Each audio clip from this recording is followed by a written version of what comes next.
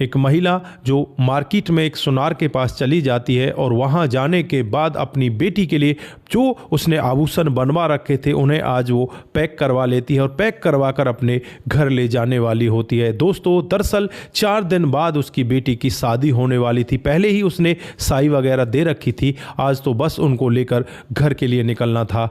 आज उसकी गाड़ी भी ख़राब थी, वो ऑटो से आई थी और फिर ऑटो में बैठकर उनको ले जाने लगती है। लेकिन फ़ोन पर जब वो बात कर रही थी तो ऑटो के पिछले हिस्से में वो बैग को रख देती है और फिर वो अपनी जगह पर उतरकर किराया देकर वहाँ से निकल जाती है। उसके बाद उसे घर जाकर याद आता है कि तू जेवरातों को तो लेकर आई थी, लेकिन तू उन्हें छोड़ कहाँ आई? और मैंने वो जेवरात ऑटो में छोड़ दिए तो कैसे मैं उस ऑटो वाले को ढूंढ पाऊंगी? दोस्तों मन ही मन वो बहुत सारे विचार करने लगती है और इन विचारों में वो बहुत ज़्यादा घूमती हुई है। पुलिस में भी कंप्लेंट कराती है।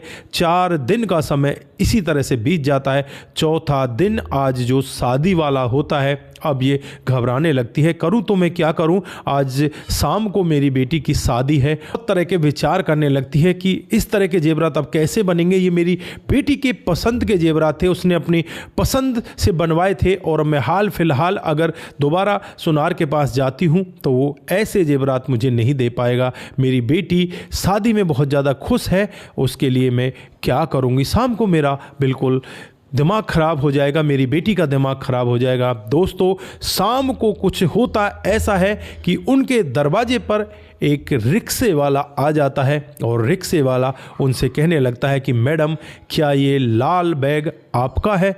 दोस्तों जब मैडम ऐसा वाक्य सुनती है तो बस वो सुनती ही रह जाती है। दोस्तों क्या था पूरा वाक्य? कौन था वो इतना ईमानदार आदमी जो इतने पैसे के जेवरात को उसके घर तक देने के लिए आया था? अगर आप लोग भी पूरे मामले को डिटेल से जानना चाहते हैं तो वीडियो को ज़रा सा भी स्किप ना करें, लास्ट तक वीडियो को ज़रूर देखिएगा। आगे बढ़ने से पहले हमारी वही रिक्वेस्ट की जो हमारे चैनल के साथ नए हैं, कृपया करके चैनल को फॉलो कर लें, बेल आइकन को ज़रूर प्रेस करें। नमस्कार, जय हिंद। आप देख रहे हैं APH न्यूज़ राहुल रावत के साथ। दोस्तों आज की जो हकीकत की घटना आप लोगों को बताने जा रहा हूं, ये हरियाणा के एक छोटे से गांव की हकीकत की घटना है। यहां पर शिवा नाम का एक लड़का जिसकी उम्र लगभग 22 साल होती है, वो कॉलेज में पढ़ा करता है और कॉलेज में पढ़ते पढ़ते उसकी नज़र एक लड़की के साथ में मिल जाती है जिसका नाम रागनी होता है। दोस्तों रागनी अलग जाति की होती है और जो ये शिवा होता है ये दूसरी जाति का होता है। घर वाले कभी भी इनके इस रिश्ते को मंजूरी नहीं देंगे। अब यहाँ पर शिवा और रागनी दोनों मिलकर एक फैसला करते हैं क्यों ना यहाँ से भाग चलना चाहिए और फिर दोनों यहाँ से भाग जाते हैं। भागकर दिल्ली पहुँच जाते हैं। वहाँ एक कमरा किराए पर ले लिया जाता है और उस कमरे में ये आराम से रहने लगते हैं। तो कुछ थोड़ा बहुत इनके पास पैसा था, वो पैसा खर्च हो जाता है। अब ये सोचने लग जाते हैं कि आगे कैसे काम चलेगा, हमें तो पैसे की ज़रूरत है, पैसे कैसे कमाए जाएं। फिर यहाँ पर एक व्यक्ति के पास जाता है और वहाँ जाकर एक ऑटो किराए पर ले लेता है और किराए पर लेने के बाद उस ऑटो को चलाने लगता है। 600 रुपये तो उस ऑटो मालिक को देने होते हैं। उसके बाद जो पैसा बचता है वो यहाँ पर इस शिवा को बच जाया करता। दोस्तों बाकी जो उसमें CNG वगैरह डलवानी होती वो शिवा ही डलवाया करता।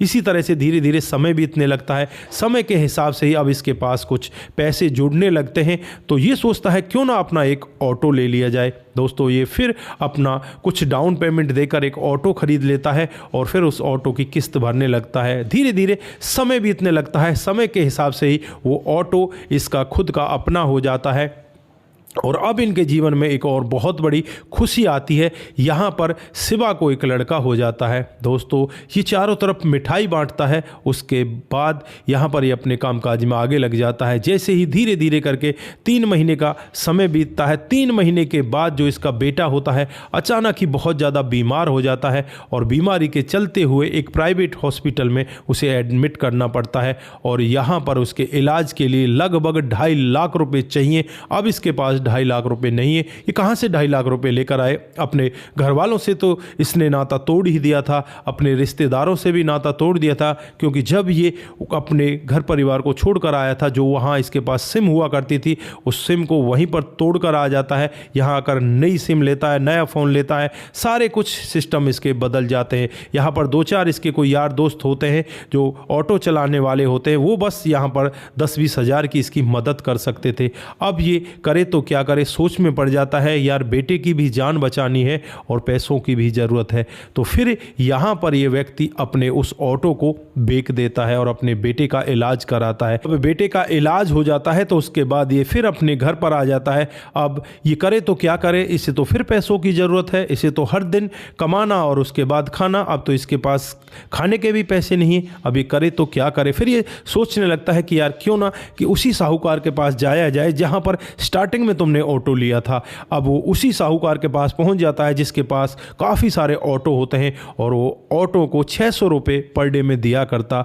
यहाँ पर ये व्यक्ति उसी ऑटो के मालिक के पास पहुंचता है और वहां से एक ऑटो ले लेता है और ऑटो को धीरे धीरे करके चलाने लगता है। इसका जीवन इसी तरह से आगे व्यतीत होने लगता है। एक दिन का वाक़या होता है जब इसके साथ एक महिला इसके ऑटो में बैठती है और वो फ़ोन पर बात करती करती अपने बैग को इसी के ऑटो में छोड़कर वहाँ से चली जाती है। दोस्तों, जहाँ पर ये महिला उतरी थी उसके बाद ये वापस आ जाता है और शाम को इसकी पत्नी इससे कह रही थी कि कुछ सब्जी लेकर घर के लिए तुम आ जाना, सब्जी ख़त्म हो रही है। फिर ये मंडी में जाता है, सब्जी लेता है और सब्जी लेकर जैसे ही ये पीछे की सीट के पीछे जो एक बोर्ड सा लगा होता है उस पर ये सब्जी रखने लगता है तो देखता है कि एक लाल बैग उस बोर्ड के ऊपर पड़ा हुआ है। दोस्तों, जब उस बैग को खोल कर देखता है तो इसकी आंखें फटी की फटी रह जाती हैं और ये यहाँ पर एकदम से सोच में पड़ जाता है कि यार ये तो बहुत सारे जेवरात, लग रहा है कि किसी की शादी के जेवरात है। अब ये करे तो क्या करे, इसके मन में कई तरह के ख्याल आते हैं कि यार इनको अपने पास रख ले, अपनी कंगाली दूर हो जाएगी और अपना कामकाज अच्छे से चलेगा। तो खुद दोबारा से ऑटो भी खरीद सकता है, इतने ये जेवरात है, इतने पैसे के ये बिक जाएंगे। लेकिन फिर इसके दिमाग में एक चीज़ आती है कि यार ये तो गलत काम है। अगर किसी की शादी रुक गई, किसी की बहन बेटी की शादी है और उससे शादी में ये जेवरात नहीं पहुँचे तो उस औरत का क्या हाल होगा। उस औरत के बारे में वो पता लगाने लगता है, अपने मन में तस्वीर घुमाने लगता है तो उसे समझ में आता है कि एक औरत ऐसे ही उसके ऑटो में बैठी थी और वही बात करती हुई अपने बैग को यहाँ पर छोड़कर चली गई। दोस्तों, अब ये उसी जगह पर जाता है, लेकिन अब दिल्ली जैसे शहर में ये कैसे ढूंढे कि किसका ये घर है, कहाँ पर शादी है। ये लगातार 3 दिनों तक इसी तरह से ढूंढता रहता है, लेकिन इसको कहीं भी पता नहीं लगता कि वो औरत कौन थी, कौन सा उसका घर था।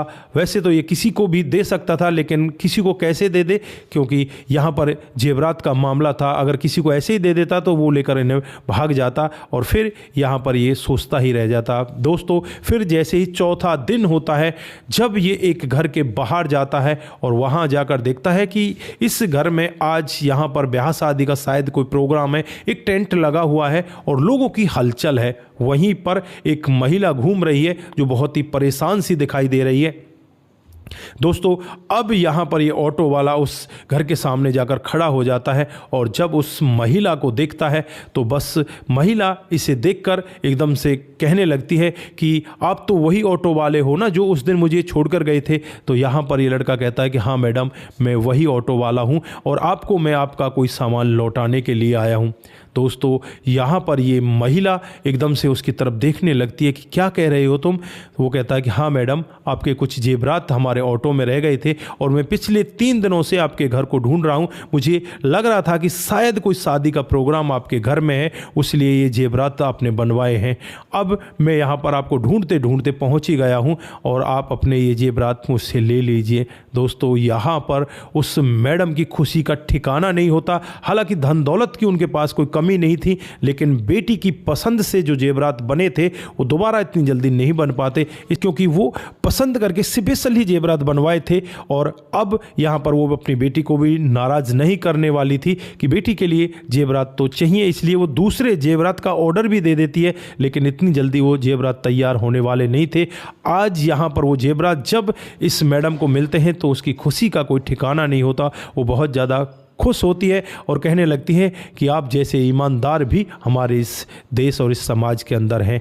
दोस्तों, यहाँ पर वो मैडम उससे कहती है कि आज मेरी बेटी की शादी है, शाम को तुमको मेरी बेटी की शादी में आना है, ये फला होटल में मेरी बेटी की शादी। वो लड़का कहता है ठीक है मैडम, वो कार्ड रख लेता है और उसके बाद वो अपने घर चला जाता है। दोस्तों, ऐसे ही धीरे धीरे करके वो 4-5 दिन का समय बिता देता है। शाम को तो वो शादी में नहीं पहुंच पाता, क्योंकि उस तरह के ना तो उसके पास कपड़े होते, ना ही उसकी औकात की इतने बड़े होटल में जाकर वो इस शादी में शरीक हो सके।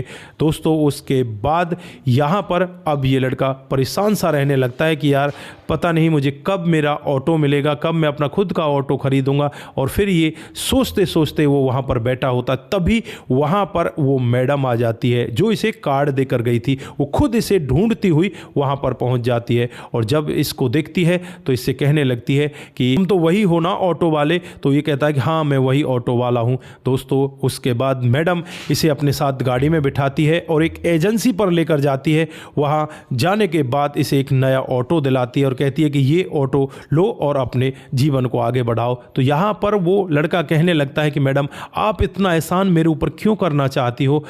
तो मैडम यहाँ पर उससे कहती है कि आपको नहीं पता आपकी ईमानदारी कितनी बड़ी बात है, आपने कितनी अच्छी ईमानदारी के साथ वो काम किया, इतनी ईमानदारी के साथ ये मेरे सारे जेवरात वापस लौटा दिए। भला आपके लिए ये छोटा सा उपहार तो कुछ भी नहीं है। यहाँ पर मैडम उसे वो ऑटो दिला देती है और उस दिन के बाद से इसका जीवन बहुत बेहतर तरीके से बीतने लगता है। अब ये अपने ऑटो के साथ अपने जीवन को आगे बिताने लगता है। तो दोस्तों, ये एक छोटी सी कहानी हमें बहुत कुछ सिखा कर जाती है। ईमानदारी सदा ही हमारे साथ चलती है और ईमानदारी का पाठ हमें हमेशा ही याद रखना चाहिए। जैसे यहाँ पर इसने ईमानदारी दिखाई, इस तरह से इंसान अगर ईमानदारी दिखाता है तो भगवान भी उसका भला चाहता है और उसकी हर समय मदद करता है। तो दोस्तों, आप यहाँ पर क्या बोलना चाहते हैं, आपकी जो भी राय है एक बार कमेंट बॉक्स में ज़रूर दीजिएगा। आज के लिए बस इतना ही, फिर मिलते हैं किसी नए मोड के साथ। तब तक के लिए आप अपना ख्याल रखें, परिवार का ख्याल रखें, सतर्क रहें, सावधान रहें, रिश्तों की अहमियत को जरूर समझें। नमस्कार, जय हिंद,